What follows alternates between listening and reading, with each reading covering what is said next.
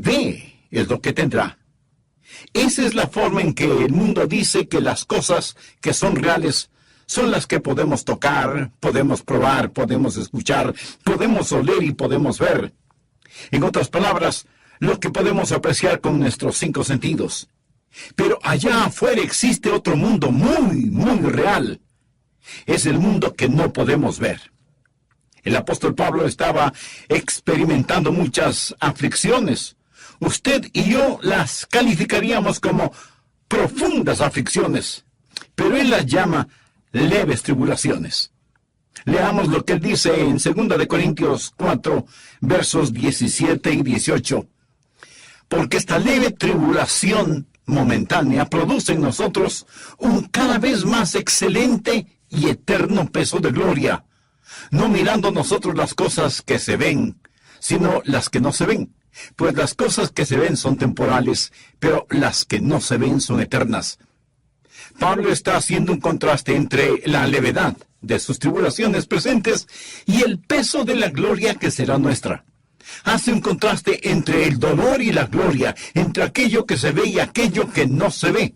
Y cuando dice que las cosas que se ven son temporales, quiere decir exactamente eso. Son temporales, son transitorias, pero las cosas que no se ven son eternas. Esto parece una verdadera contradicción. Pero si me escucha atentamente, entenderá que no hay ninguna contradicción en lo que Pablo dice. En los versículos leídos, Pablo no está haciendo un juego de palabras. Él nos habla acerca de extraordinarias verdades eternas que debemos aprender para vivir, si es que deseamos vivir una vida de fe. Deseo que usted piense conmigo primero en lo que llamaré la realidad del mundo invisible. La Biblia nos enseña que hay un mundo material visible y que hay un mundo espiritual invisible, y que los dos existen lado a lado. Necios seríamos si negamos que hay un mundo espiritual que no vemos, solo porque no lo podemos ver con nuestros ojos físicos. Una persona ciega sería muy necia si negara el radiante esplendor de una puesta de sol, solo porque no puede verla. Mi amigo, hay mucho más en la vida que solo aquello que puede tocar, saborear, oler, escuchar o ver. ¿Cuál es el punto de todo esto? Lo que no se ve es aún más real que aquello que se ve. Por favor, busque en su Biblia la Epístola a los Hebreos capítulo 11. Permítame mostrarle acerca de qué estoy hablando. Dije que lo que no se ve es aún más real que aquello que se ve. Leamos Hebreos capítulo 11, empezando con el primer versículo. Es pues la fe, la certeza de lo que se espera, la convicción de lo que no se ve. Subraye eso. Fe es la evidencia que existe un mundo invisible. Versículo 2. Porque por ella, o sea, por la fe, alcanzaron buen testimonio los antiguos. ¿Le gustaría tener una A en su libreta de calificaciones? Bien, entonces, ponga atención. Por la fe entendemos haber sido constituido el universo por la palabra de Dios. Esto es lo que Dios habló, e hizo algo de la nada. De modo que lo que se ve fue hecho de lo que no se veía. Otra traducción dice, lo visible fue hecho de lo invisible. Las cosas que se ven primero fueron hechas de las cosas que no se veían, o sea, lo invisible estuvo antes que lo visible. Antes de que hubiera cualquier cosa que se podía tocar, saborear, escuchar u oler, estaba el invisible Espíritu de Dios y la palabra de Dios que hizo realidad todas estas cosas. Lo invisible estuvo presente antes que lo visible. Algunas veces la gente trata de negar la idea de Dios, diciendo que todo simplemente sucedió, y aún tratan de explicar cómo comenzó la vida. De hecho, hace ya varios años, un científico se metió en su laboratorio y anunció que había creado vida en ese laboratorio. Ahora, él no creó vida. Eso es absurdo. Lo que él hizo fue sintetizar algunos aminoácidos que tienen cualidades parecidas a la vida. Y por eso él dijo, he creado la vida. Por supuesto, poco tiempo después, muchos otros científicos comenzaron a reírse y a burlarse de él. Eso sería como el caso de un hombre cuyo padre era un excelente maestro constructor que había construido una extraordinaria y hermosa mansión. Mientras su padre estaba ausente, este hombre tomó las herramientas de su padre, sus materiales de construcción, los planos detallados y precisos, los estudió cuidadosamente, miró detenidamente el modelo a escala y con todo lo que pertenecía a su padre, construyó un pequeño gallinero y luego, observándolo, dijo, esto prueba que mi padre no existe. En cierta forma, eso es lo mismo que ese científico hizo en el laboratorio. Usó los materiales de Dios, las herramientas de Dios, el modelo de Dios, todo lo que pertenecía a Dios, y sintetizó algo que ni siquiera era vida, y con el pecho inflado por el orgullo, se comportó como si no hubiera Dios. Sin embargo, la verdad del asunto es que todo lo que él pudo hacer es utilizar materiales que ya existían. Dios, en cambio, hizo todo de la nada. Así que el mundo invisible estuvo aquí primero. Nuevamente, permítame leer Hebreos 11:3. Por la fe, entendemos haber sido constituido el universo por la palabra de Dios, de modo que lo que se ve fue hecho de lo que no se veía. En otras palabras, lo visible fue hecho de lo invisible.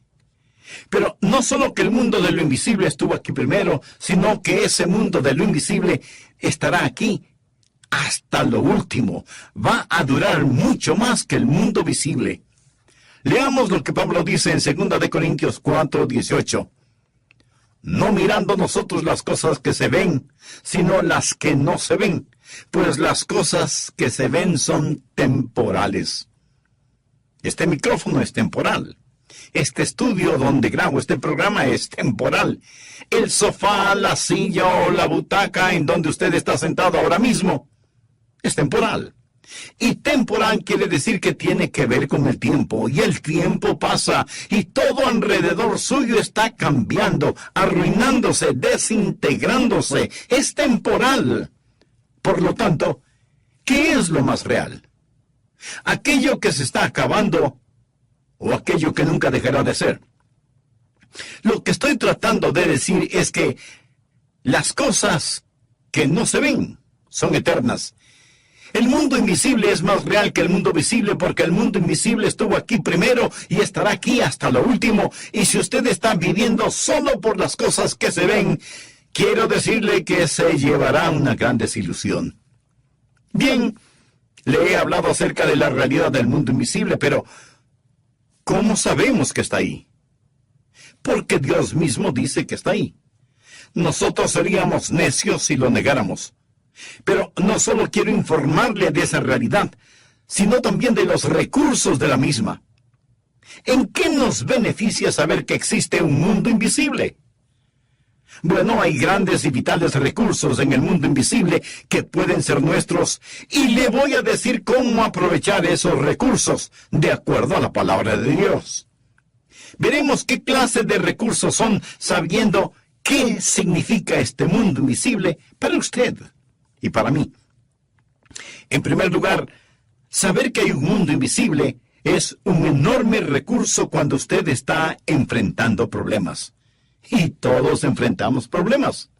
Si usted no ha tenido ningún problema últimamente, pues solamente espere. Le aseguro que en su camino hay un problema que lleva su nombre. Ahora, permítame aclarar que el ser un creyente no le hace a usted inmune a los problemas. Voy a leer 2 Corintios 4, empezando con el versículo 3. Pero si nuestro evangelio está aún encubierto, entre los que se pierden está encubierto.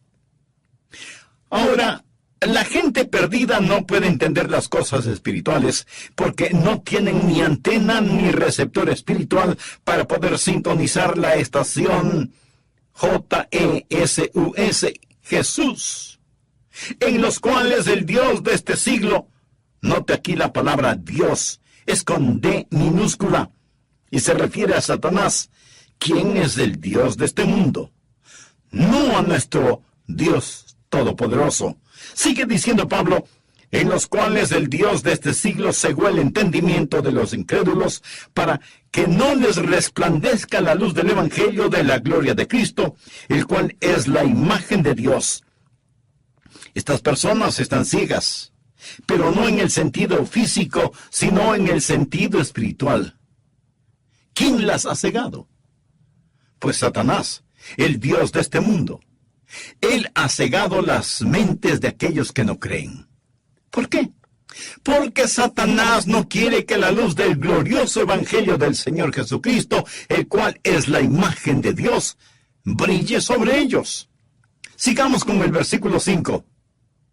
Porque no nos predicamos a nosotros mismos, sino a Jesucristo como Señor, y a nosotros como vuestros siervos por amor de Jesús. Bueno, Pablo, si tú predicas a Jesús, Dios te va a bendecir. El mundo va a ser bueno contigo. Tú no tendrás ningún problema. Bien, solo hay que esperar y ver si eso es cierto. Porque Dios, que mandó que de las tinieblas resplandeciera la luz, es el que resplandeció en nuestros corazones, para iluminación del conocimiento de la gloria de Dios en la faz de Jesucristo. Pero tenemos este tesoro, esto es la gloria de Dios, en vasos de barro, para que la excelencia del poder sea de Dios y no de nosotros. Mi amigo, somos como vasos de barro, y la única cosa que nos hace valiosos, o lo único bueno acerca de usted, o de mí, o de cualquier persona sobre esta tierra, es nuestra relación con Jesucristo, el tesoro que está en estos vasos de barro. Luego Pablo describe la dificultad en la cual se encuentra. Estamos atribulados en todo, mas no angustiados, en apuros, mas no desesperados, perseguidos, mas no desamparados, derribados, pero no destruidos. Pablo está diciendo, he sido derribado, pero no vencido, siempre me levanto, llevando en el cuerpo siempre, esto es, en este vaso de barro, por todas partes la muerte de Jesús, para que también la vida de Jesús se manifieste en nuestros cuerpos. Pablo dice, escuchen, no es a mí a quien persiguen, es a Jesús. Yo simplemente tengo a Jesús en este vaso de barro, y la razón por la que ellos siguen golpeando y persiguiendo a este vaso terrenal es porque en este vaso de barro hay un tesoro. Y en vez de atesorar este tesoro, ellos detestan este tesoro, y por eso me persiguen. Pero cuando soporto estos golpes, los soporto solo por Jesús, quien soportó golpes por mí. Llevo en mi cuerpo la muerte de Jesús porque Él murió por mí.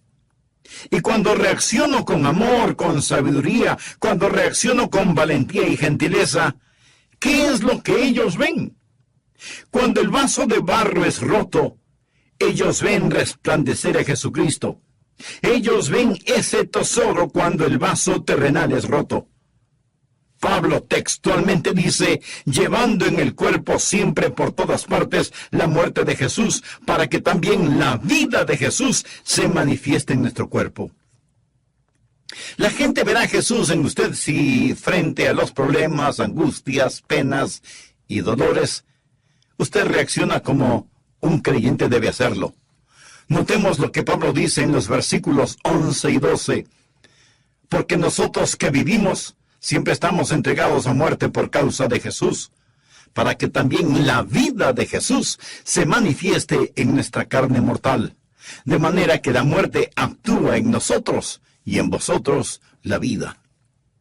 Lo que Pablo está diciendo es, mientras más muero a mí mismo, estoy mucho más dispuesto a soportar sufrimientos por Jesucristo, y así su vida brilla mucho más en mí. Pero teniendo el mismo espíritu de fe, conforme a lo que está escrito, creí, por lo cual hablé. Nosotros también creemos, por lo cual también hablamos, sabiendo que el que resucitó al Señor Jesús, a nosotros también nos resucitará con Jesús y nos presentará juntamente con vosotros. Pablo dice, escuchen, yo creo lo que creo y por lo tanto digo lo que digo. Yo puedo morir, ellos pueden matarme, pero yo sé que el mismo Dios que levantó a Jesús me levantará también a mí y le levantará también a usted. Y juntos nos presentaremos a Jesús. Luego Pablo nos informa por qué sufre. Porque todas estas cosas padecemos por amor a vosotros, para que, abundando la gracia por medio de muchos, la acción de gracia sobreabunde para gloria de Dios. Por tanto, no desmayamos, o sea, no nos daremos por vencidos.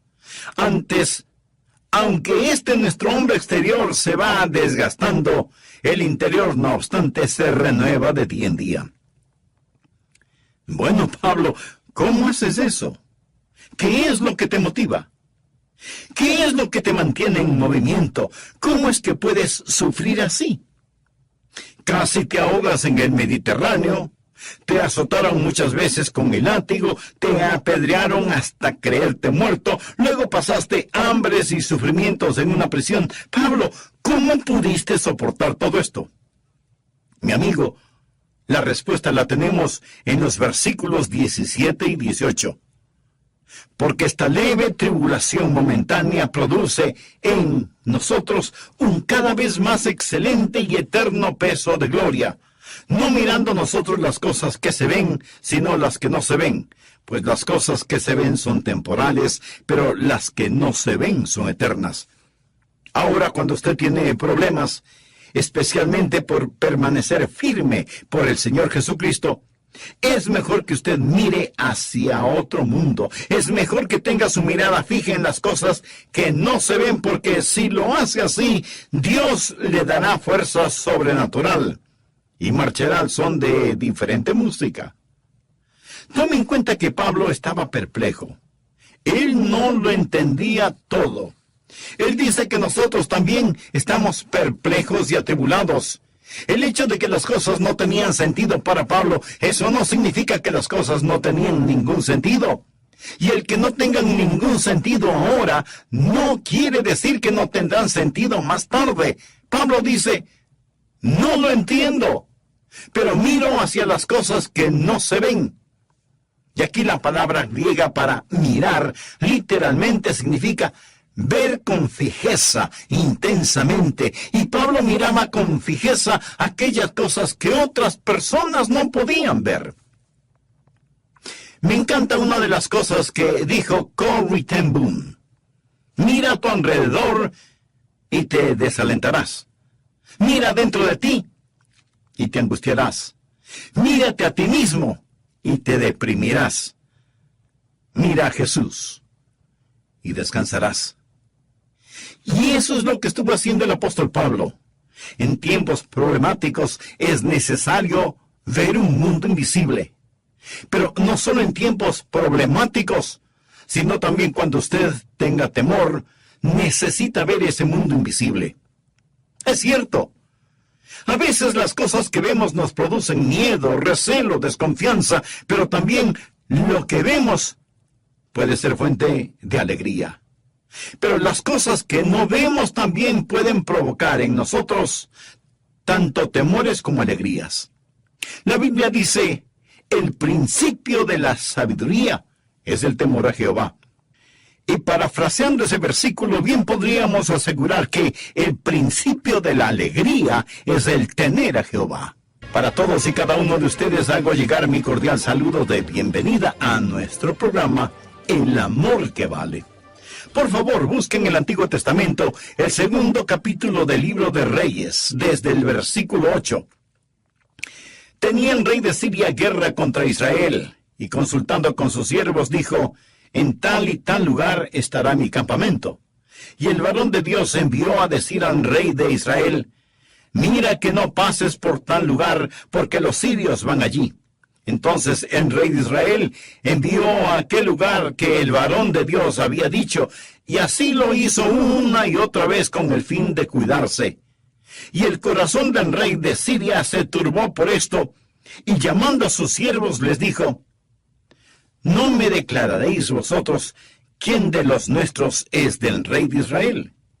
Entonces uno de los siervos dijo, no, rey señor mío, sino que el profeta Eliseo está en Israel, el cual declara al rey de Israel las palabras que tú hablas en tu cámara más secreta.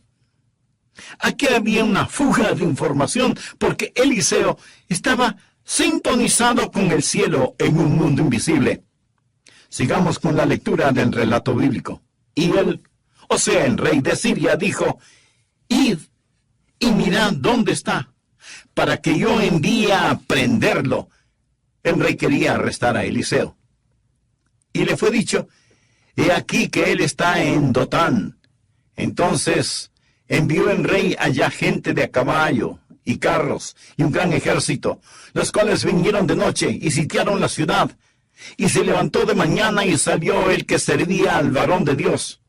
Aquí se refiere al siervo de Eliseo. Y he aquí el ejército que tenía sitiada la ciudad, con gente de a caballo y carros. Entonces su criado le dijo, ¡ah, señor mío, qué haremos! Él le dijo, no tengas miedo, porque más son los que están con nosotros que los que están con ellos. Por favor, subraye la frase, no tengas miedo. Al respecto, alguien alguna vez informó que 365 veces en la Biblia, o sea, una vez por día, Dios ha dicho, no temáis, no tengan temor, o expresiones equivalentes para cada día del año. Y oró Eliseo y dijo, te ruego, oh Jehová, que abra sus ojos para que vea. Ahora, este joven criado de Eliseo probablemente ni siquiera usaba lentes todavía. Yo comencé a usarlos desde que cumplí 42 años de edad. Pero aquí estamos hablando de un hombre joven, siervo de Eliseo. Y oró Eliseo y dijo, te ruego, oh Jehová, que abra sus ojos para que vea. Entonces Jehová abrió los ojos del criado. No sus ojos físicos, sino sus ojos espirituales, y miró. Y he aquí que el monte estaba lleno de gente de a caballo y de carros de fuego alrededor de Eliseo. El enemigo tenía sus soldados, y Dios tenía sus soldados. Pero el punto que deseo que usted entienda es este. Cuando usted tiene temor y el diablo le ha intimidado y grita contra usted, entonces usted necesita entender que el ángel del Señor acampa alrededor de los que le temen y los defiende. Necesitamos entender que hay un ejército invisible allá afuera, alrededor suyo y alrededor mío. El ángel del Señor acampa alrededor de los que le temen. Anota el siguiente versículo, Salmo 68, 17. Los carros de Dios se cuentan por veintenas de millares, y Dios está en medio de ellos. Lo que necesitamos hacer cuando tenemos temor es orar y decir, Señor, abre mis ojos, ayúdame a ver que tú estás conmigo. Tantas y tantas veces que estamos en peligro, y ni siquiera lo sabemos. Tantas y tantas veces Dios habrá enviado un ángel protector para que nos levante, para que nos cuide. Una vez yo enfrenté un muy serio peligro, y ese peligro pasó. Pero cuando estuve en ese muy serio peligro físico, yo me refugié en la palabra de Dios y leí, no moriré, sino que viviré, para dar testimonio del evangelio de la gracia de Dios. Dios es un Dios bueno, Él protege a los suyos. Y si en tiempos problemáticos nosotros solo pudiéramos ver, si pudiéramos ser como el apóstol Pablo y decir, Señor, muéstrame las cosas que son eternas. Si nosotros en tiempos de temor y persecución pudiéramos decir, Señor, abre mis ojos para que pueda ver los ángeles que acampan a mi alrededor, protegiéndome. Nadie puede tocarnos, ninguna cosa puede tocarnos, excepto que venga a través del ángel de Dios primero. Y si Dios lo permite, Él lo permitirá para su bienestar y para su gloria. En tiempos de tentación, si alguna vez es tentado, y le puedo asegurar que será tentado, usted necesita ver el mundo invisible. Volvamos al capítulo 11 de Hebreos. Este es el gran capítulo de la fe. Y en el versículo 1 leemos, es pues la fe, la certeza de lo que se espera, la convicción de lo que no se ve. ¿Puede ver eso? Teniendo esta declaración en mente, leamos los versículos 24 y 25.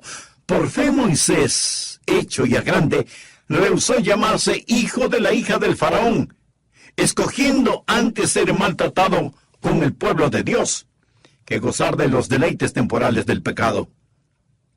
Ahora debemos entender que Moisés pudo haber tenido riquezas increíbles, pudo haber vivido en lujosos estilos de vida, él pudo haber experimentado cada placer y pecado que el mundo puede ofrecer. Él pudo haber sido el emperador de la más poderosa nación sobre la tierra, pero él lo rechazó todo eso. La Biblia dice, rehusó llamarse hijo de la hija del faraón, escogiendo antes ser maltratado con el pueblo de Dios que gozar de los deleites temporales del pecado, teniendo por mayores riquezas el vituperio de Cristo que los tesoros de los egipcios, porque tenía la mira puesta en el galardón. Quiere decir que él miró hacia lo final. Él vio la conclusión de todo el asunto.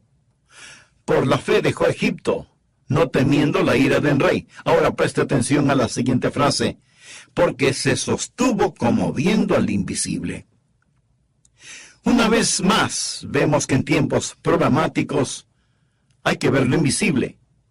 En momentos de temor, hay que ver lo invisible. En tiempos de tentación, hay que ver lo invisible. Eso es lo que lo va a impulsar a usted hacia adelante. Eso es lo que lo mantendrá en el camino correcto.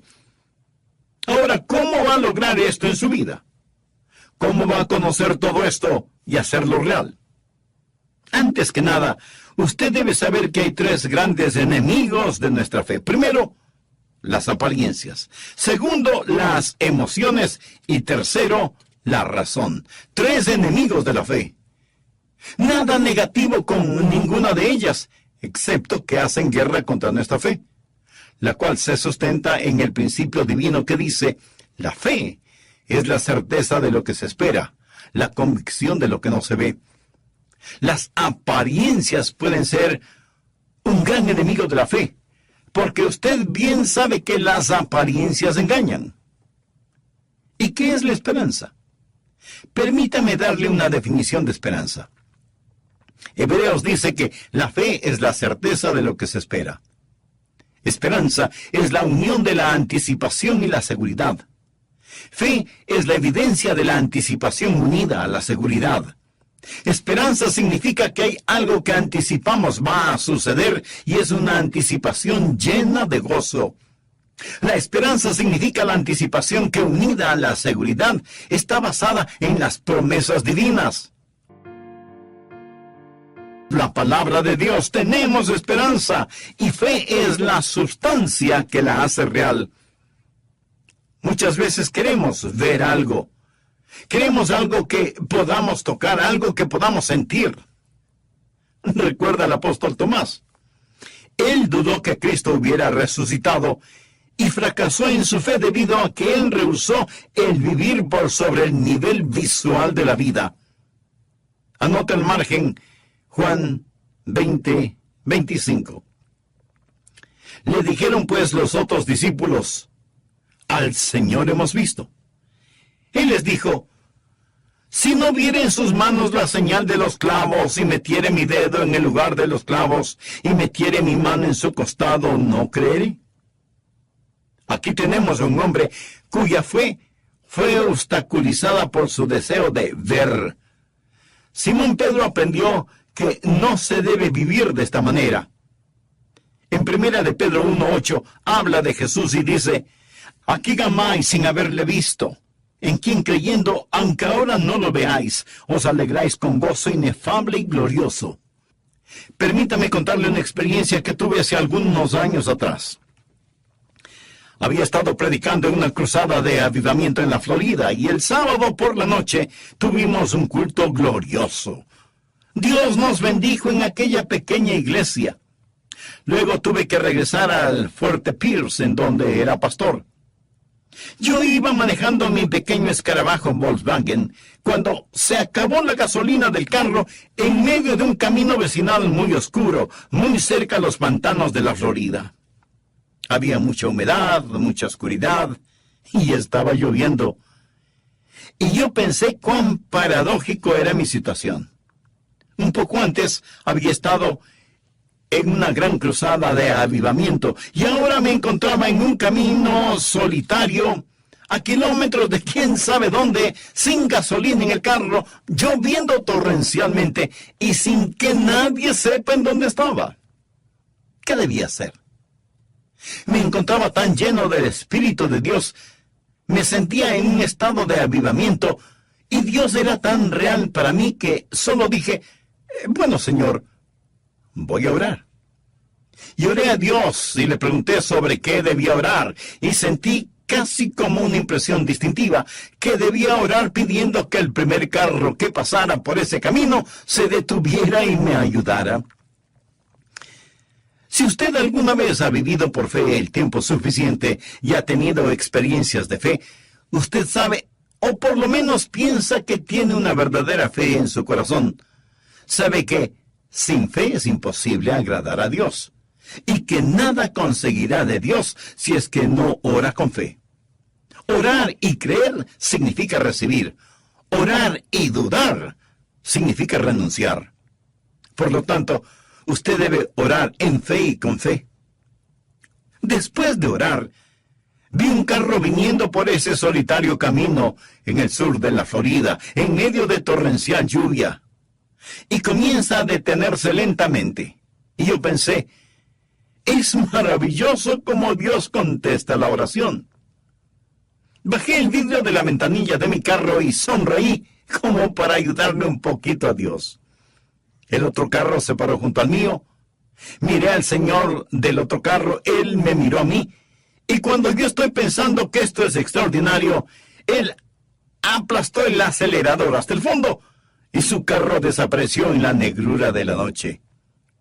El humo del tubo de escape de su coche llegó hasta mi nariz, y solo escuché el rugido del motor mientras yo permanecía allí, sentado bajo la lluvia. Muy pocas veces hasta ese momento yo me había sentido tan deprimido y desalentado. Y pensé, Dios, no lo entiendo. Yo creí que habías escuchado mi oración. Con grandes intervalos, otros 2 carros pasaron. Traté de que se detengan sin ningún resultado. Entonces me di cuenta que nadie se iba a detener a recoger a un tipo como yo en una noche lluviosa, así que decidí más bien empezar a caminar. Solo tenía un terno planchado, era sábado por la noche, y yo iba a usar la ropa que estaba puesto para predicar el domingo en mi iglesia en el Fuerte Pierce. No había caminado ni siquiera 20 metros cuando un carro vino de la dirección hacia la cual yo iba. Aminoró su marcha, me iluminó con sus luces, y desde el interior una voz me preguntó, «Parece que necesita alguna ayuda, ¿verdad?» Yo contesté inmediatamente, «Sí, señor, la necesito». Y el hombre dijo, «He venido para recogerlo». Y yo pensé, «Qué extraño. Nadie sabe que estaba aquí». Y entonces pude ver el carro. Usted ya sabe cuál carro era, ¿verdad? Pues sí, era el primer carro que pasó. Entré en el vehículo, sacudí el agua de mis cejas y dije, antes de ir a ninguna parte, tengo una pregunta muy importante que hacerle. ¿Qué es lo que le hizo regresar a recogerme? ¿No pasó usted antes por aquí? Él contestó, sí. Pregunté, usted casi se detuvo, ¿no es cierto? Así mismo es. Bueno, ¿por qué no se detuvo? Y él me contestó, porque tuve temor. Yo le dije, oh, yo puedo entender eso. Pero, ¿qué es lo que hizo que regresara a recogerme? El hombre me dijo, Señor, francamente no lo sé. Después de pasar por aquí, llegué al cruce de los caminos y alguien o algo me dijo que debía regresar a recogerlo. Ahora, ¿puede usted imaginarse a este hombre llegando hasta el cruce de los caminos, dar la vuelta y venir a recogerme? Yo casi di un grito y lo único que me impidió el gritar alabanzas a Dios es que yo mismo quería darme un par de patadas muy fuertes por haber salido de mi carrito y haberme mojado tanto bajo la lluvia. El punto que quiero dejar en claro es el siguiente. Algunas veces cada uno de nuestros sentidos físicos nos dice que no hay Dios. Esa noche, mis ojos, mis oídos, mi nariz, el humo del escape, la lluvia en mi cabeza, todo lo físico me dijo que Dios no había escuchado mi oración. Pero Él sí la escuchó, sí la escuchó. Así que algunas veces debemos aprender a batallar con esas percepciones sensoriales que tenemos. Otra cosa que nos impide el vivir en el plano de lo invisible son nuestras emociones. Algunas veces es lo que vemos lo que batalla contra nuestra fe. Otras veces son nuestras emociones. Y eso es muy semejante a aquello de que si no lo podemos ver, entonces lo queremos sentir. ¿Alguna vez ha tratado de orar y sus oraciones parece que no tuvieran sustancia? ¿Sabe de lo que estoy hablando?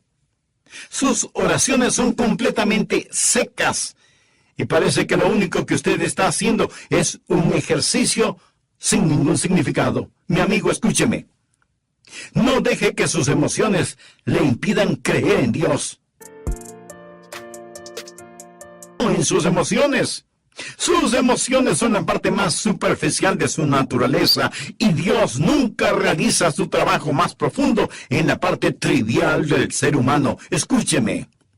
Cuando usted se acerca a Dios en oración, no le ofrezca el vacío de sus emociones. Venga con sus manos llenas del incienso de la palabra de Jesús. Ore en el nombre de Jesús. ¿Y cómo usted se siente? Poco tiene que ver con esto. No es lo que ve, no es lo que siente. Algunas veces necesitamos recurrir a ese mundo invisible.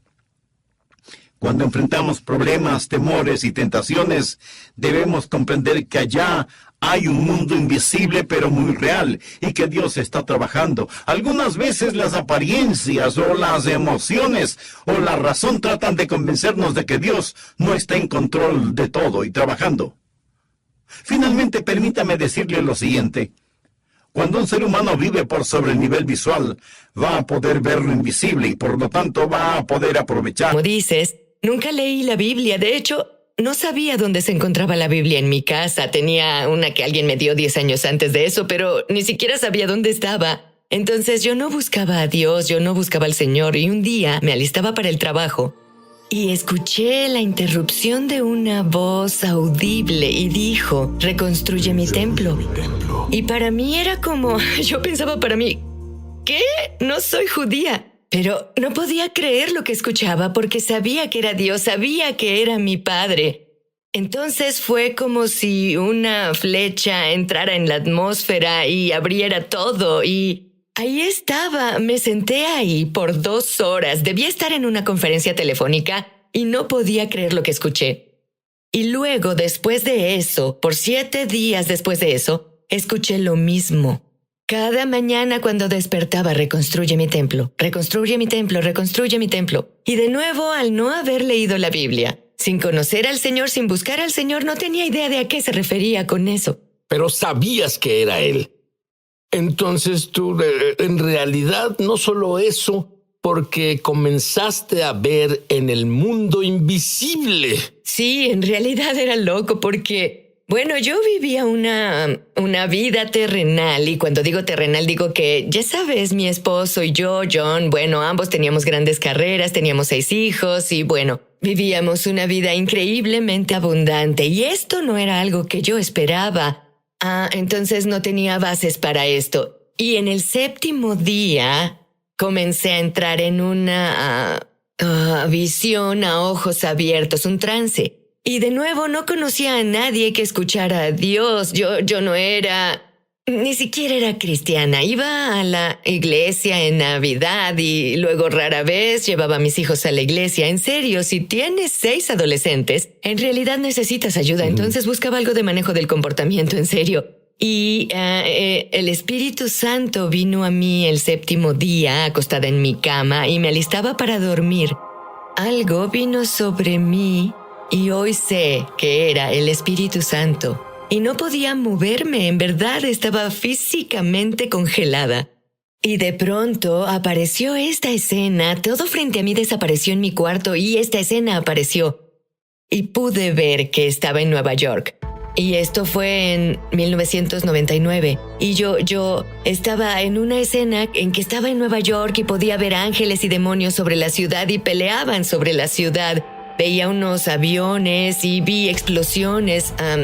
Un hombre se me acercó y estaba más cerca de mí que tú. Estaba así de cerca. Y pude ver que la piel de su cara se derretía y caía y pude ver dentro de las cavidades de sus ojos. Y estaba tan triste y él sabía que moría. Y su piel y todo su cuerpo estaba cubierto, no sabría cómo definirlo, pero parecía ceniza u hollín o tal vez una guerra química. Y miró a su izquierda y miré para ver qué veía. Y sí, vi un gran montón de cadáveres que tenían el mismo tipo de ceniza encima. Y entonces luego me sacaron de ahí y luego yo pude moverme. Y literalmente pensé, Dios, lo que vi es un evento real. Y va a pasar. Nos atacarán en Nueva York. Y escribí en mi diario, hay algo sobre el 911, hay algo sobre el 911. Y de nuevo sin saber, sin haber experimentado algo como esto, pero sabía que era real. Y tuviste una profecía en un sueño. Sí, bueno, fue... oíste la voz de Dios, tuviste una profecía en un sueño. Sí. ¿Cómo fuiste salvada? Bueno, en realidad fue loco porque le dije a mi esposo sobre esto y él dijo...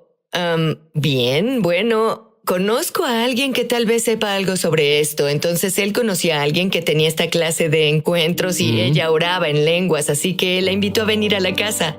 Y ella dijo que, bueno, lo que experimentaba era sobrenatural. Y era, pues, una visión, que tuve una visión. Entonces ella dijo, le has pedido a Dios perdón, así que ella me guió en eso. Fui salvada, invité a Jesús a entrar en mi vida y ser el Señor de mi vida y luego ella me preguntó si quería ser bautizada en el Espíritu Santo y yo no sabía qué era eso, pero dije quiero todo lo que Dios tiene para mí. Entonces ella oró y casi un mes después estaba en la conferencia de Chuck Pierce y recibí mi lenguaje para orar en adoración. Él dijo, todos comiencen a orar en su lenguaje de oración y en realidad no tenía uno, pero fui bautizada en fuego y comencé a decir ba, ba, ba, ba, ba. Y el Señor tomó mi sílaba y el aire salió volando de mi boca y un nuevo lenguaje salió y bueno, desde entonces, verás, soy una mujer con cabello encendido.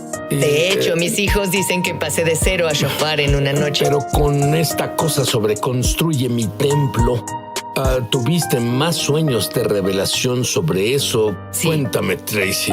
Bueno, él dijo reconstruye el templo y bueno, no entendía qué significaba eso y luego comenzó por varios meses, comenzó a construir algo línea por línea, precepto sobre precepto. Entonces entré en otro trance y le pregunté por qué seríamos atacados en Nueva York y él dijo el 911, dijo se trata de Babilonia. Y luego después de eso me quedé, ni siquiera sabía que era Babilonia. Entonces él me dio un sueño profético y en ese sueño profético estaba embarazada y le pregunté al Señor, mi esposo estaba conmigo y estábamos con el doctor en el sueño y John le preguntó al Señor, ¿quién es el padre? Algo interesante, ¿cierto? Y escuché audible en el sueño, el padre es Zorobabel, el padre es Zorobabel, el padre es Zorobabel. ¿Sabías quién era Zorobabel? No, y desperté la siguiente mañana y pensé, Oye, espero que no sea un demonio, espero no tener un bebé demonio o algo así. Bueno, Dios es tan bueno. Al día siguiente estaba en oración, una cosa de oración de 30 días de Chuck Pierce. Y ese día oraba sobre cuando el Señor le dijo a Zorobabel, reconstruye mi templo. Y bueno, mi mente explotó. Dije, ese es el bebé que tendré. Y él dijo, reconstruye mi templo. Y Zorobabel, reconstruye mi templo. Y ellos salieron de Babilonia. Ellos salían del cautiverio de Babilonia y todo esto comenzó a ser una historia. Pero de nuevo no estaba segura de qué significaba eso, qué era en ese tiempo. ¿Y qué significó todo eso? Hablo de reconstruir el templo, tener el bebé de Zorobabel. ¿Qué significa?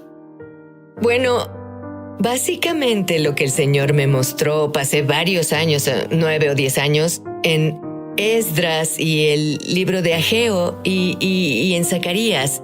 Y estaba absorta en la historia del segundo templo. Y bueno, Zorobabel era un personaje fascinante, pero no muchos cristianos saben quién fue. Y bueno, sabemos sobre Moisés, que guió el primer éxodo, y sabemos de David y Salomón, que construyeron el primer templo. Pero nadie sabe quién es Zorobabel. Y él en realidad guió el segundo éxodo y construyó el segundo templo. Y es un personaje fascinante. Y está en la línea de Judá, está en la línea de Reyes. Y luego hizo equipo con este hombre llamado Josué, que era sacerdote. Entonces hay esta situación donde viene un nuevo templo que se reconstruye. Y entonces lo que el Señor me mostró es que este templo era un símbolo del tabernáculo reconstruido de David, o que es 9:11, Amós 9:11, ¿cierto? Y el cambio vino en 9:11 en el mundo, así que en ese día algo cambió, ¿cierto? Y también es Hebreos 9:11, somos el templo del Señor que no fue creado por manos humanas, así que somos templos carnales, somos el tabernáculo reconstruido de David. Y cuando Jesús vino, lo que hizo fue dejó los cimientos del templo. Y luego, y justo ahora, lo que pasa con la reconstrucción del templo es que hay un cambio en el cuerpo de Cristo. Justo ahora, donde Dios dice, brindaré mi piedra angular y mi trabajo final a los cimientos del templo. Entonces, en Zacarías 4 se puede leer donde está el templo reconstruido y dice algo así: ahora el templo reconstruido o la piedra principal no será por la fuerza ni por ningún poder, no saldrá del trabajo de vuestras manos, sino que ésta vendrá por el poder del Espíritu Santo. Y luego él continúa diciendo, y voy a darte una doble porción de gracia para esta obra. Y luego continúa diciendo, la mano de Zorobabel puso los cimientos del templo. Y eso pasó cuando Jesús vino. Él puso los cimientos, pero su mano y la misma dispensación también lo terminará. Y eso fue en el reino anterior. Así que estará en el último reino, incluso mucho más, porque haremos equipo con el cielo, con una doble unción de gracia en esta generación de la última piedra angular. Entonces sabemos que donde está un templo reconstruido, debe haber un sacerdocio que llene el templo. Bueno, Dios fue un paso adelante. Él dijo, debemos vivir como sacerdotes y reyes. Sí. ¿Qué significa eso? Bueno, es una clase nueva de sacerdocio y bueno, ves el modelo de sacerdote del Antiguo Testamento, pero estamos bajo un nuevo pacto, así que estamos bajo un nuevo sacerdocio que es el sacerdocio de Melquisedec. Así es el sacerdocio en el que Jesús caminó. Y si lees en el libro de Hebreos, que es mi libro favorito en la Biblia, porque en realidad nos equipa para vivir como sacerdotes, y si lees esto, verás que el sacerdocio de Melquisedec fue el sacerdocio del sacerdote y el rey. Y este es el sacerdocio que tenía el templo de Zorobabel, porque tenías las dos ramas, ¿cierto? Que estaban junto al olivo. Bueno, estas dos ramas son gubernamentales, son los dos hijos del aceite o los ungidos que portan la autoridad y tal como es el gobierno de este país, que tenemos 3 ramas, pues bueno, en el gobierno de Dios hay 2 ramas del gobierno y es el gobierno del sacerdote que representa a Josué, quien reconstruyó este templo, y el rey, que es Zorobabel, que reconstruyó este templo. Y ellos 2 juntos derramaron el aceite espontáneo en las 7 iglesias para que podamos caminar en poder y autoridad y traigamos el cielo a la tierra. Cuando regrese, Tracy orará para que escuches la voz de Dios claramente. Es sobrenatural. Bueno, sigo aquí con Tracy Eckert. Y Tracy, todos quieren escuchar claramente a Dios. ¿Cómo escuchamos a Dios claramente como tú lo haces? Danos unos consejos. Bueno, Sid, verás, escucho eso de muchas personas. He escuchado, no creo poder oír la voz de Dios, en especial de personas en su trabajo que están ocupadas, pero la verdad es que todos pueden escuchar la voz de Dios y Dios quiere hablarnos a todos. Su deseo es estar cerca de nosotros. Así que lo primero que le digo a las personas que hagan, número 1, debes creer que Dios te habla. Debes creer que Dios quiere hablarte y debes creer que puedes oír a Dios. Así como todo el que no cree eso cree una mentira. Así es. Y exponemos la mentira justo ahora porque Jesús mismo dijo, ¿Sí? Mis ovejas oyen mi voz. Punto. Exacto. Entonces, en realidad debes arrepentirte. Y bueno, si has creído que debes arrepentirte, lo que significa es que debes cambiar tu pensar sobre las cosas que creías porque están mal y debes alinearte con el Señor. Y luego de eso, bueno, en realidad debes ser bautizado en el Espíritu Santo. Y bueno, el bautismo del Espíritu Santo nos permite profetizar y vemos eso en Hechos 19. Y no entraré ahí, pero está muy claro ahí que hay 2 bautismos, el bautismo de Juan y el bautismo del fuego. Debes recibir el bautismo de fuego para escuchar, así que puedes hacerlo y bueno, que alguien imponga sus manos en ti y ore en el nombre de Jesús, que seas bautizado en el Espíritu Santo. Y luego lo siguiente, a mí esta es la cosa, debes hacerte tiempo. Debes hacer un tiempo y debes tener una cita con Dios. Debes pedirle primero que nada cómo quieres encontrarte conmigo, porque Dios tiene la palabra, pues Él conoce cómo se ve tu vida. Entonces debemos decir, bien, Dios, ¿cuál es el mejor horario para mí? Así que Él te dirá cuando lo encuentres y entonces debes ir y encontrarte con Él porque tienes una cita y adivina qué. Dios ya está ahí. Él espera que te presentes porque Él sabe que estarás ahí y Él espera a que vengas. Será como si me estuviera ejercitando y tuviera un entrenador personal. Debes tener un entrenador personal en el Señor y Él quiere ejercitar tus oídos, tus ojos en ese lugar. Y lo siguiente, debes aclarar tu alma. Y esto es algo que descifré cuando comencé porque... ¿A qué te refieres con aclarar tu alma? Bueno, tengo una vida muy ruidosa, lo que significa que mi mente va a 1 milla por minuto. Soy una persona ocupada, tengo 7 hijos. Tengo 13 nietos, mi esposo tiene 3 negocios y tengo una iglesia. Siempre estoy muy ocupada. Y cuando vengo ante el Señor, vengo con una vida muy activa y hoy aún más. Creo que la atención de las personas dura en estos días, ¿qué? ¿1 minuto?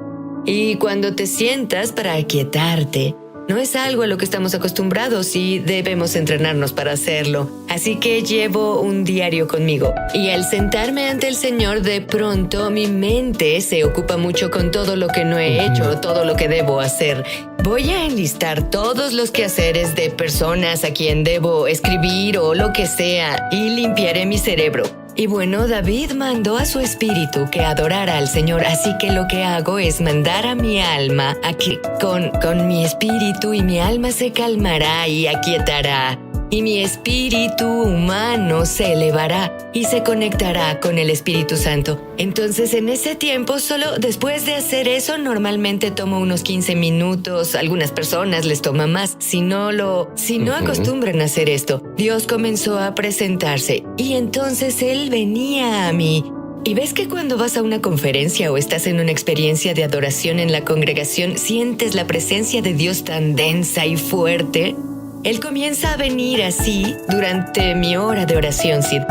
Y yo solo lloro ante el Señor y Él solo lava mi alma y me quita cosas como orgullo, idolatría, celos y envidia y todas las cosas que eran tan sucias, y Él me lava con su palabra y después leo la Biblia. Él me limpia con su palabra revelada. Entonces durante esos momentos me acerco tanto a Él y escucho su voz. Entrené mis oídos a aquietarse, a oír su dulce voz, no esa voz externa explosiva, pero sí con el testimonio del Espíritu Santo. Así que me volví sensible al testimonio del Espíritu Santo, y ahora a donde voy en el mundo, yo me rindo a eso y puedo escucharlo, o una impresión que Él me da, la sigo de inmediato. Y de nuevo es esa adoración de obediencia y sacrificio. ¿Puedes orar justo ahora? Mira a la cámara y ora para que escuchemos la voz de Dios, nos volvamos verdaderos adoradores de Dios. Y ora para que las personas con coronavirus sanen. Bien, sí. Para todos los que nos escuchan allá afuera, solo te agradezco, Padre, por todos. Padre, te agradezco por los televidentes de hoy. Padre, te pido que envíes a tu Espíritu Santo ahora. Y te pido, Dios, que unjas sus oídos y sus ojos, Dios, para que puedan ver y puedan escuchar lo que el Espíritu dice. Padre, te pido a que los unjas con sueños y visiones, que tengan sueños en la noche y visiones durante el día. Dios, oro para que los lleves a esos encuentros, que los guíes en ese camino, Dios. ¿Les podrías enseñar a orar? ¿Les enseñarías cómo entender qué es eso que les muestras? Y Dios, pido por ellos para que operen en la autoridad gubernamental de Dios como reyes y sacerdotes, y que hagan equipo contigo en días futuros. Dios, te agradezco que esta sea su mejor hora. Señor, que los lleves a tu hermosa esfera, Dios, que les des el poder y la autoridad sobre enfermedades y males. Y Padre, te agradezco que no haya temor que se acerque mientras operan en esta autoridad y este sacerdocio. Y Señor, te pido ahora para que todos los que oyen mi voz, si tienes coronavirus, si estás enfermo del cuerpo, justo ahora en el nombre de Jesús, ato ese temor que se apegó a ese virus y le mando a que los deje ahora en el nombre de Jesús. Y Espíritu Santo, te pido que impartas justo ahora, impartas tu paz en sus pulmones y en su estructura celular. Y pido justo ahora que la fuerza vuelva a sus células, fuerza y vitalidad. Pido que el viento de Dios y el aliento de Dios llegue a sus pulmones justo ahora en el nombre de Jesús, y que tus pulmones se llenen con el poder sanador y la unción del Espíritu Santo, y que puedas respirar de nuevo. Y ordeno a todo dolor que deje tu cuerpo, la fiebre que deje tu cuerpo ahora. Y solo digo resurrección y vida, declaro resurrección y vida sobre ti, y declaro que saldrás bien de esto en el poderoso nombre de Jesús. Amén.